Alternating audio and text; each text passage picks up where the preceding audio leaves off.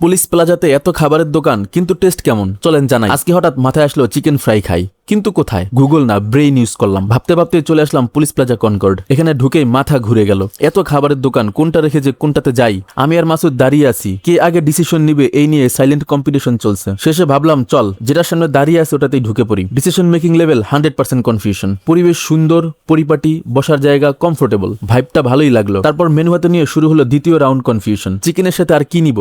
Burger? না। Pasta? Mood নাই। শেষে বললাম ভাই সেফ গেম খেলি। আমি আর মাসুদ অর্ডার করলাম chicken fry and French fries. এদিকে সাদিক হঠাৎ করে বলে, আমার খিদা লাগছে, আমি ভাত খাবো, তোরা কি খাবো? ডাল দিয়া কসলা করে ভাত খাবি? হয়। তারপর সে মেনু নিয়ে এমন ভাবে খুঁজতেছে যেন সরকারি চাকরি সার্কুলার দেখতেছে। শেষে অর্ডার করলো fried rice with chicken fry and Chinese vegetables. Order confirm করার পর শুরু হলো অপেক্ষা। অনেকক্ষণ পর ফাইনালি চলে আসলো আমাদের খাবার। এখন আসি আসল কথায়। চিকেন ফ্রাই এর টেস্ট ছিল এভারেজ, খারাপও না আবার ওয়াও টাইপও না, মানে খাওয়া যায় বাট মাইন্ড ব্লোয়িং কিছু না। সাদিকের মতে তার সেট মেনুর টেস্টও প্রায় একই, এভারেজ লেভেলের। কিন্তু আসল কথা কি জানেন? খাবার এভারেজ হলেও বন্ধুদের সাথে বসে হাসাহাসি, ট্রল, মজা, এটাই ছিল রিয়েল 5 স্টার এক্সপিরিয়েন্স। খাবার ভুলে যাব, কিন্তু আজকের আড্ডা মনে থাকবে। ভিডিও ভালো লাগলে লাইক দিবেন, কমেন্ট করে বলবেন আপনার পুলিশ প্লাজার ফেভারিট স্পট কোনটা।